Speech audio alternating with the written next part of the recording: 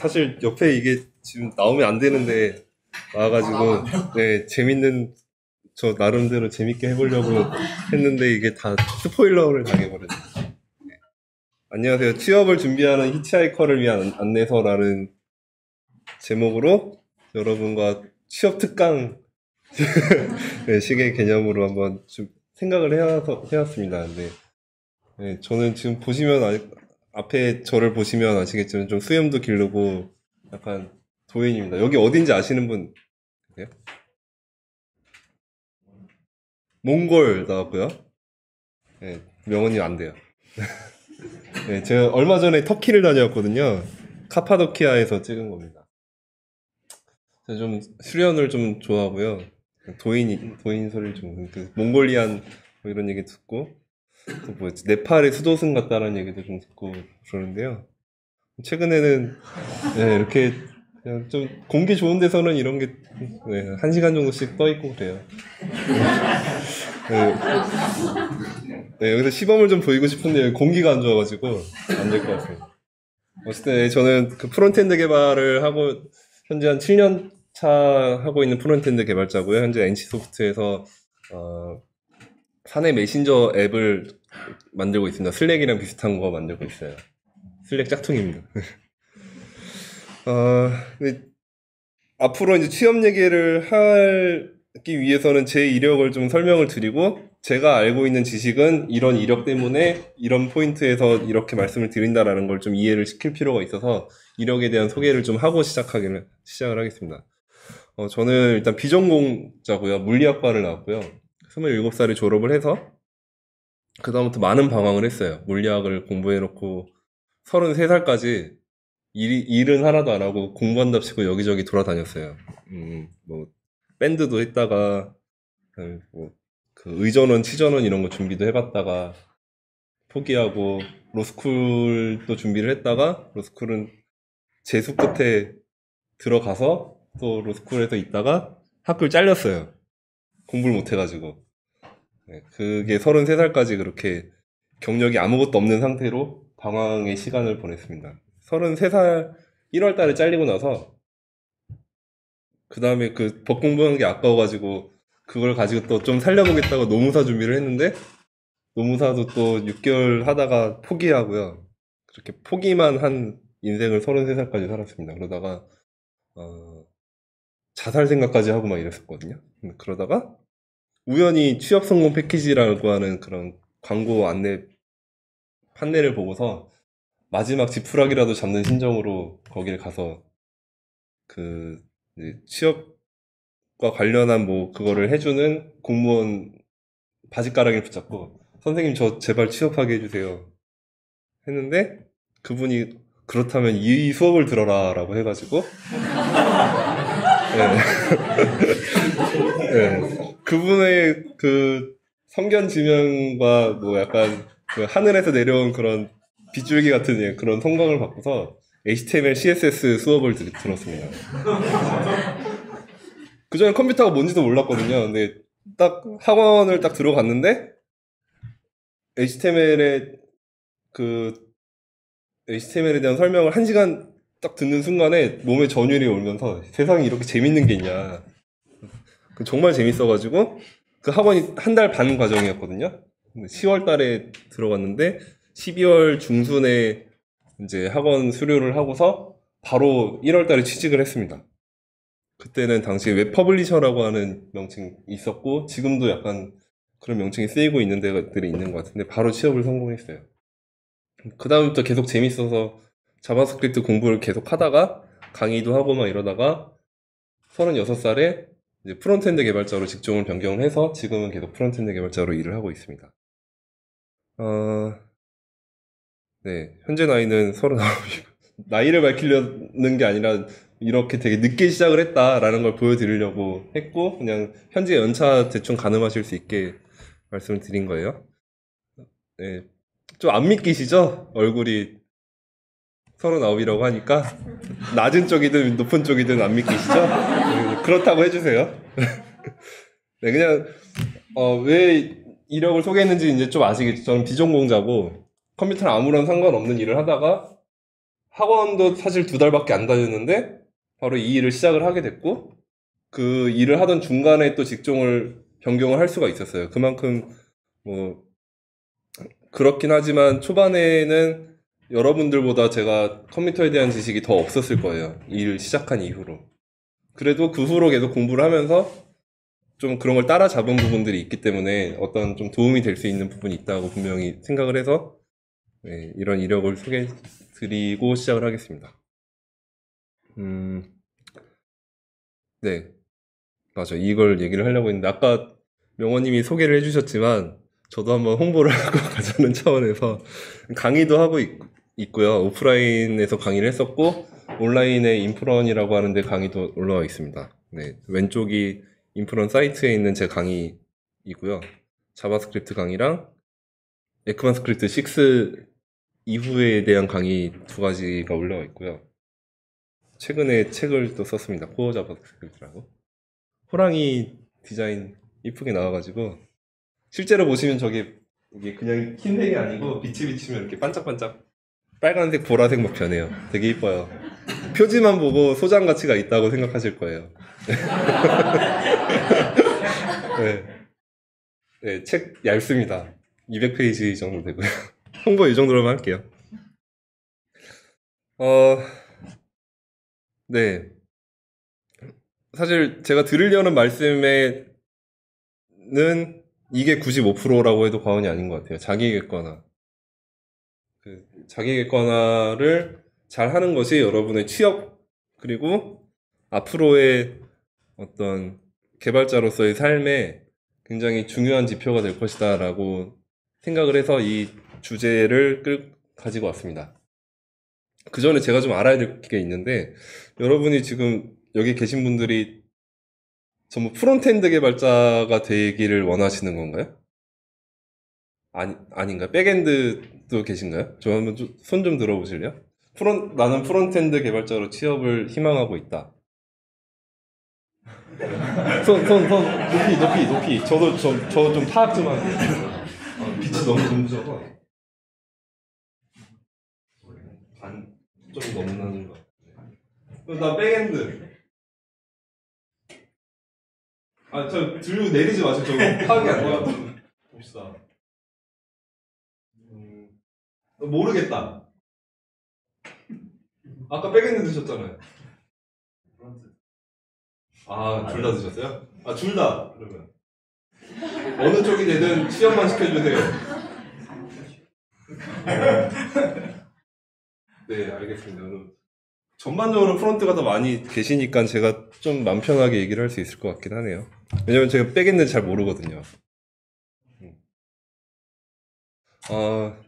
자기객관화라는 거는 본인이 내가 현재 수준이 어디인가, 네 자신을 알라 뭐 이런 말 있잖아요. 네 자신을 알라, 그리고 분수를 알라, 소크라테스가 한 말도 있고 그런 말도 있지만, 그러니까 내가 현재 어느 위치에 있는지, 그리고 내가 뭘 해야 되는지 이런 거를 정확히 알기 위해서 현재 포지션을 잘 파악하자라는 얘기를 하고 싶어서 이런 단어를 가져왔습니다. 우선 취업을 하기 위해서는 공부를 해야 되는데 여러분 지금 부트캠프가 끝난 거죠. 그럼 앞으로 이제 저거 하는 거 포트폴리오 만드는 기간인 거죠. 포트폴리오를 만들면서 이제 취업 준비도 이제 하실 텐데, 그렇다고 포트폴리오를 만든다고 해서 그걸 만드는 동안에 공부를 안 할 거냐면 그렇진 않겠죠. 그죠? 만들면서 또 배우는 게 있기 때문에. 그러면 그 포트폴리오를 만드는 뭐 사이트를 만들고 이런 걸 하실 텐데, 그 사이트를 만들면서 본인이 깨닫게 되는 게 있을 거예요. 내가 현재 수준이 이 정도구나. 그러면서 제가 여지껏 봤던 걸로는 되게 천차만별인데, 본인의 수준을 정확히 알고서 수준에 맞는 작업을 하는 사람도 있는 반면에 본인 수준은 요만큼인데 나는 이런 사이트를 일단 만들 거야. 이렇게 거대한 걸 엄청나게 잘 나가는 사이트를 만들어가지고 이걸 가지고 취업을 해볼 거야 라고 욕심을 많이 내는 사람이 있고, 또 본인의 실력에 비해서 본인을 되게 낮게 평가해서 나 못할 것 같아, 취업할 수 있을까? 자신 없어 이런 사람도 있고 다 천차만별이잖아요. 근데 딱 수준에 맞는 거를 하는 게 필요한데 욕심을 많이 내는 경우에는 주화 입마에 걸리는 거죠. 하다가 난 이거 할 수 있을 것 같아서 했는데 일단 취업까지 됐어. 너 잘하는구나라고 취업을 했어. 근데 정작 본인 실력은 그게 아니니까 막상 회사에 들어가는데 그 정도의 실력 발휘를 못 하는 거죠. 그러면 야, 너 잘한다고 해서 뽑았는데 왜 이렇게 못하냐라고 압박을 주니까 또 본인도 스트레스 받고 아, 잘해야지 공부를 하다가 계속 눈높이가 여기 있으니까 본인 실력이 여기인데 그걸 못 따라가니까 점점 이 스트레스가 쌓여서 막 1년, 2년 다니다가 미쳐버리는 거죠. 그런 경우도 많이 봤고요. 또 요즘 같은 경우에는 막 라이브러리 되게 많이 나오잖아요. 리액트 했나요? 네, 리액트에 리덕스까지 한 거죠. 리덕스 괜찮았나요? 여러분 이해하시는데? 어려웠어요. 그쵸. 외우게 되죠. 액션을 디스패치 했더니 걔가 스토어로 가서 그 스토어에 있는 거를 뭐 커넥트로 물고 있는 컴포넌트가 걔를 받아서 이게 도대체 뭔 소리를 하는지 모르겠는 게 많죠. 근데 일단 했어.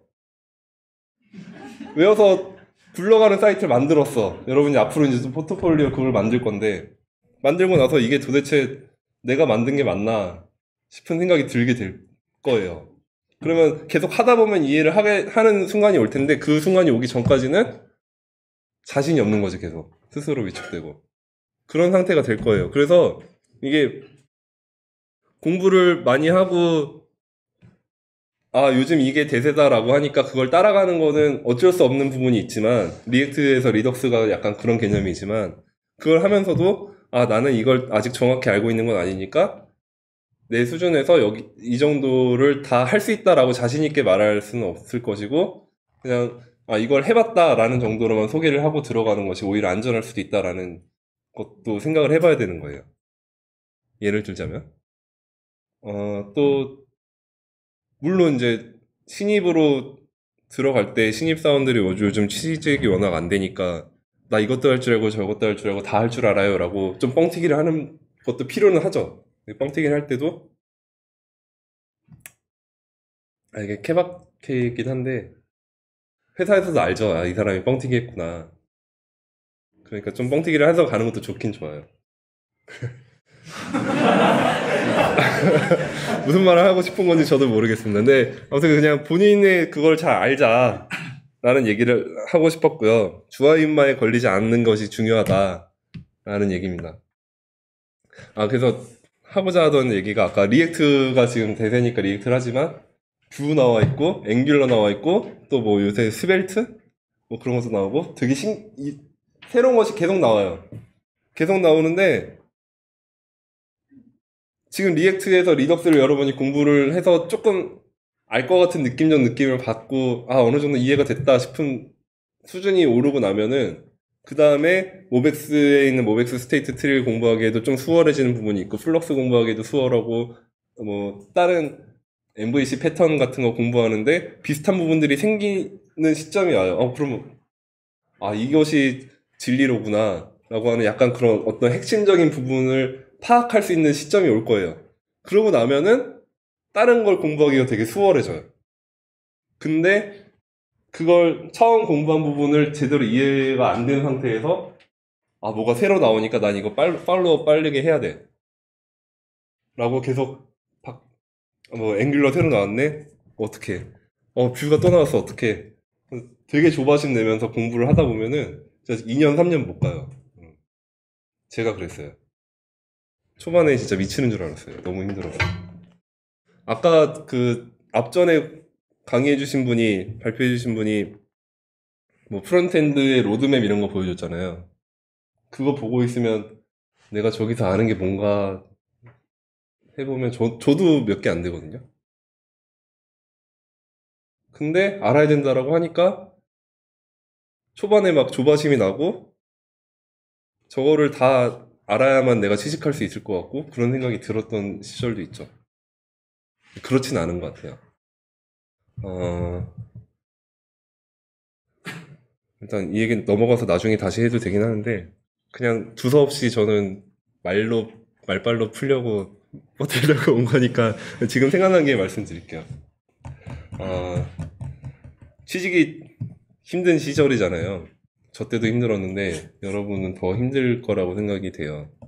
그래서 취직이 힘들기 때문에 뭐 실력을 더 키워야만 취직을 할 수 있을 것인가 라는 생각을 스스로 하게 될 수도 있을 거예요. 경쟁에서 우위에 있어야만. 근데 제가 겪어본 바로는 그렇진 않은 것 같아요. 회사에서 생각하는, 기대하는 신입사원의 수준이라는 거는 딱 요 정도인데, 거기서 그냥 요 정도의 수준만 가지고 있는 사람이면 사실 누가 오든지 상관은 없지만, 우리 팀에서 뽑고 싶은 사람, 우리 팀에 어울릴 것 같은 성격, 우리 팀에 적합한 나이, 이런 게 그 회사 사정마다 다 다른 거예요. 무슨 말인지 아시겠어요? 그러니까 어느 정도 실력이 신입사원들로서의 눈높이에 맞는 요 수준 이상만 갖춰지면은 그 이상 더 욕심내실 필요는 없는 거예요. 그 수준이 어디까지냐라고 하면 저도 그걸 정확히 말씀드릴 수는 없지만, 그러니까 지금 같이 공부하는 사람들 있잖아요. 그 공부하시는 분들이 공통되게 다 이해하고 있는 컨센서스, 그 정도면은 사실 충분하다고 생각을 해요. 다른 데서 이제 경쟁하고 있는 다른 사람들까지 다 통틀어 봤을 때 비슷한 어느 정도 그 에버리지가 있다고 하면 그 에버리지만 넘으면 충분한 거예요. 학습량을 더 늘리려는 욕심은 이제 좀 잠깐 접어주셔도 돼요. 취직한 이후에 더 공부를 하셔요. 그 얘기를 제일 먼저 드리고 싶었어요.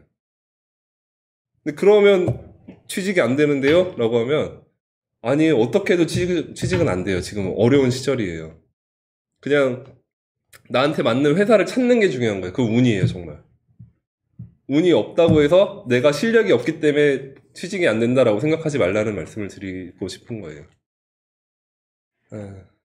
사실 되게 슬프고 안타까운 얘기인데 어쩔 수 없죠. 근데 뭐 그래서 저는 그때 제가 그래서 이렇게 힘든 시절을 되게 길게 방황을 했거든요. 횟수를 따지면 7년이거든요. 7년 동안 돈을 못 벌고 살았는데, 네, 아무튼 그렇습니다. 7년 동안 방황한 사람도 나이 34살 먹고선도 일을 할 수 있는 거는 제가 운이 좋았던 거죠. 여러분도 어디선가는 여러분에 딱 맞는 회사를 찾으실 수 있을 거니까, 뭐 너무 막 공부가 안 돼서 그렇다라고 스스로를 낮게 평가하고, 난 아직 공부가 부족하니까 취업을 할 수 없을 거야, 아직 더 공부를 하자, 이런 식으로 기간을 연장하진 않으셨으면 해요. 이제 지금 이 부트캠프가 끝나고 나면은 바로 이력서를 쓰세요. 일단 쓰고요. 좀 이따 다시 말씀드릴게요. 일단 쓰고, 이력서는 최대한 많이 여기저기 다 찔러요. 네, 그게 중요합니다. 네. NC에 사람 뽑나요? NC도 뽑지만 제가 뽑진 않아요. 네. 그 경력직은 제가 뽑거든요. 저희 팀에 한해서. 신입의 경우는 뽑는 부서가 따로 있어서 보통 많은 회사들이 그럴 겁니다. 그래서 네, 그 얘기 조금 이따 다시 드릴게요. 알고리즘에 대해서 제가 하고 싶은 얘기는, 앞전에도 이제 알고리즘 얘기를 하셨고, 부트캠프에서도 뭐 알고리즘을 강조하나요, 여기? 네. 제가 느끼는 알고리즘의 중요성은 사실 프론트엔드에서는 그렇게 크진 않은 것 같아요. 근데 취직하려면 필요해. 모든 회사가 필요하냐? 그렇진 않아요. 그냥 잘 나가는 회사, 엄청 큰 회사들, 대기업이나 뭐 유니콘 스타트업 이런 데서만 필요로 해요. 저는 오히려 어떻게 말을 하냐면, 알고리즘이 되게 어려워서 공부하기 힘들어하는 분들도 이 중에 많이 계실 거예요. 아, 나 알고리즘 너무 재밌어 하는 분도 있겠지만, 그 재밌어 하는 분들은 재밌게 계속 열심히 하시고, 재미없는 분들은 알고리즘 그냥 지식으로만 알아두고, 아, 이런 알고리즘이 있구나라는 정도로만 이해를 하시고, 큰 욕심을 안 내시는 게 더 현명할 거라고 생각해요. 대신 이력서를 낼 때 이제 코딩 테스트, 알고리즘 테스트를 하는 회사는 지원을 포기해야죠. 아니면 지원해놓고 그냥 큰 기대를 안 가지고. 저는 그랬어요. 알고리즘 전 지금도 잘 못해요. 자신 없고. 음, 사실 이게 알고리즘을 왜 보느냐라고 하면은 신입사원한테 기대할 수 있는 게 많지 않기 때문에 그냥 이런 거 기본 소양으로서 이런 거라도 할 줄 알았으면 좋겠다라고 하는 게 이제 대기업들의 논리인 건데 그 말인즉 컴퓨터 공학 전공을 하지 않은 애들은 뽑지 않겠다라는 얘기나 다름없는 것 같거든요. 왜냐면 컴퓨터 전공이 아닌데 알고리즘을 어디서 공부해? 그럼 니네 뭐 1년 동안 돈 들여서 더 공부하고 와. 이 얘기밖에 안 되는 거잖아요. 그래서 좀 되게 안 좋게 생각해요. 신입한테 알고리즘을 본다는 것 자체가. 취업의 문을 되게 좁히는 나쁜, 네, 나쁜 거라고 생각하는데, 뭐, 회사들, 네, 회사들이 알아서 하는 거니까. 그래서 뭐, 네이버, 배민, 뭐, 쿠팡, 또 뭐 있을까요? 알고 있으면 카카오 이런 데 가고 싶은 분들, 신입으로 난 무조건 그런 데 중에서만 갈 거야. 라는 분들 알고리즘 열심히 하시고, 아니야, 나 일단 취직하고, 난 뭐 좀 스타트업이든 뭐 조그만 회사든 아무튼 그런 데 가서 계속 공부하면서 조금씩 눈높이를 높여갈래 라고 하시는 분들은 다른 쪽에 좀 더 포커스를 맞추시는 게 나을 것 같아요. 제 생각은 그렇습니다. 이건 제 의견일 뿐이고요. 판단은 여러분이 하시길 바랍니다. 아, 네, 뭐, 음,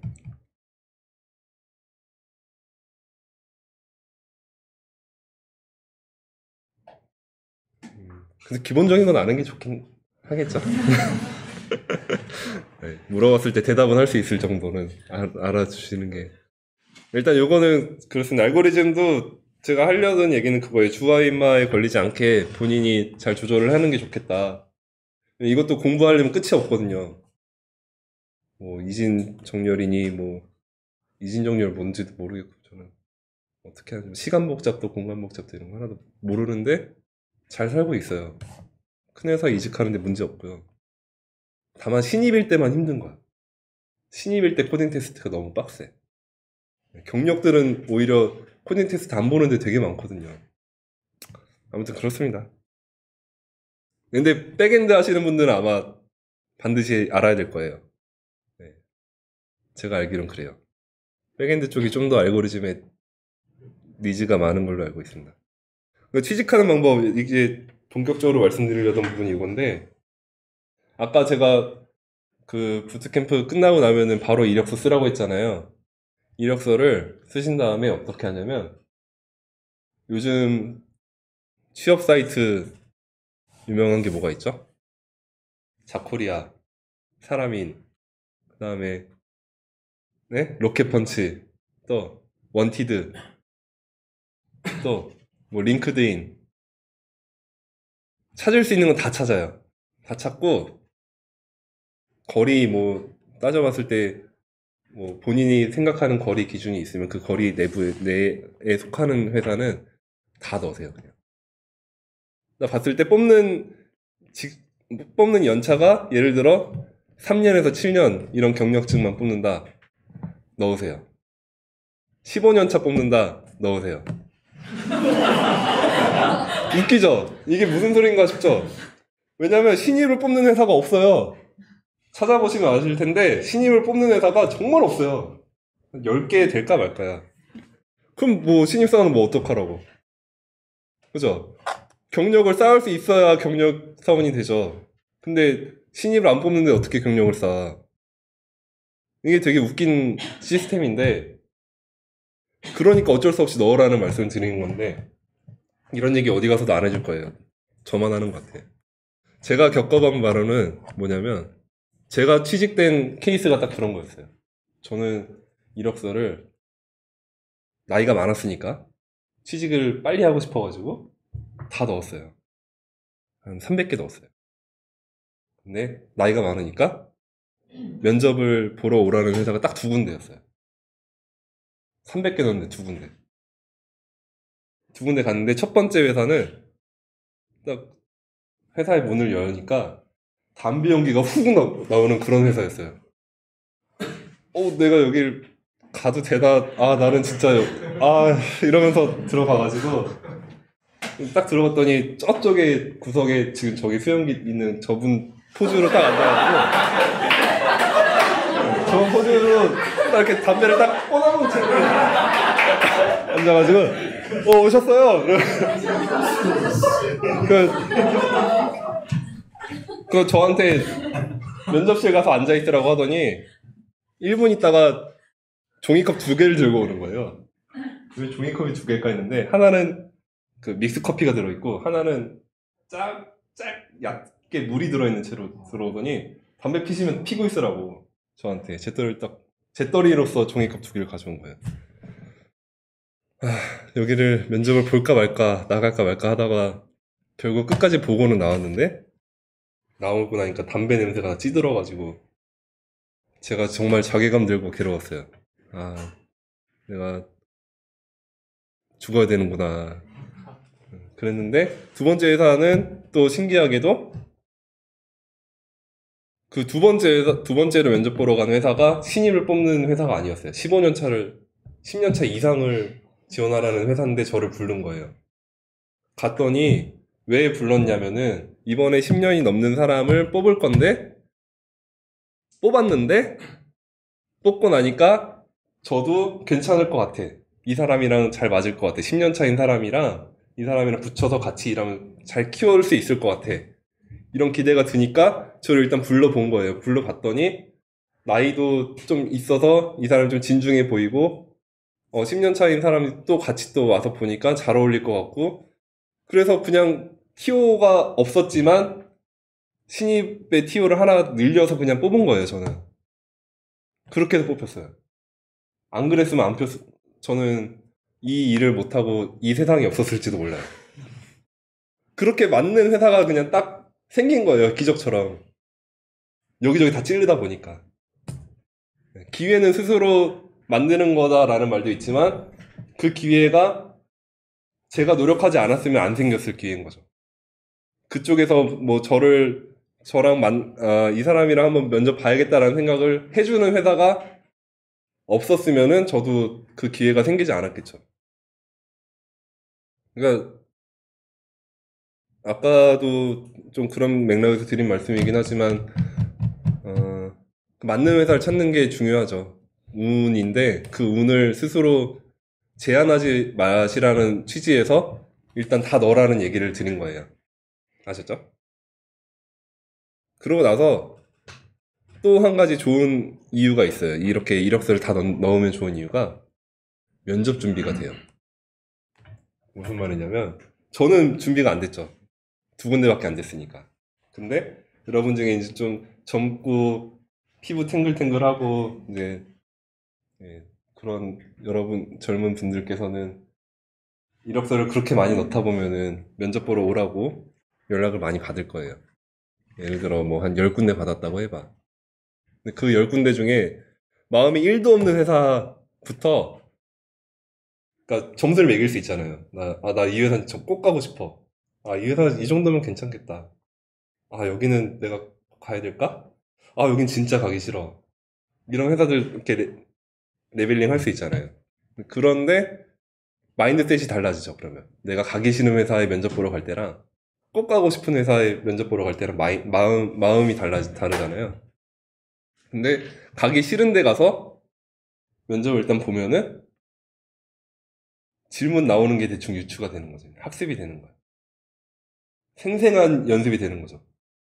무슨 말인지 알겠어요? 내가 가기 싫은 회사인데 면접 보러 갔어. 그냥 그래도 애티튜드는 똑같이 이제 좀 잘 해야겠죠? 잘하면은 그쪽에서도 나를 뽑으려는 기세로 되게 이런저런 질문을 할 거잖아요. 그런 게 다 노하우가 스스로 몸에 체득이 된다는 거죠. 그러면 그 다음번 회사를 갔을 때 같은 질문이 나오면 아, 그때 이렇게 대답했으니까 이렇게 한번 해보자. 준비가 되는, 연습이 되는 거죠. 면접 준비는 실전으로 하는 게 제일 좋습니다. 경험해보니까. 저는 그래서 그렇게 생각해서 지금도 이직을 할 때마다 가고 싶은 회사만 이력서를 내지 않아요. 그냥 여기저기 많이 넣어요. 그 면접 보고 연습하려는 목적도 있고 본인의 현재 수준을 파악하기 위한 좋은 수단이 되기도 하고 그래서 면접 많이 보시는 게 좋습니다. 그리고 여기는 되게 좋은 기회인 게 여러분들이 서로 모일 수 있는 게 있잖아요. 뭐 단톡방이든 뭐든 해서 나 오늘 어디 면접을 봤는데 이런 질문이 나왔다.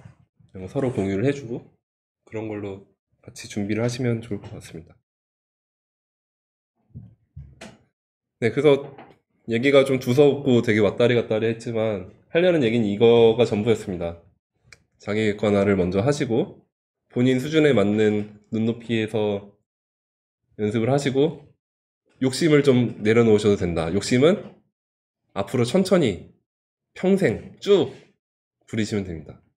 개발자로서 뭐 1년, 2년 원투데이 할 거 아니니까 장기적인 안목에서 주화인마에 걸리지 않고 번아웃하지 않게 스스로 적당한 페이스를 지켜가면서 일을 하시면 좋을 것 같습니다. 네. 질문 받을게요. 끝이에요.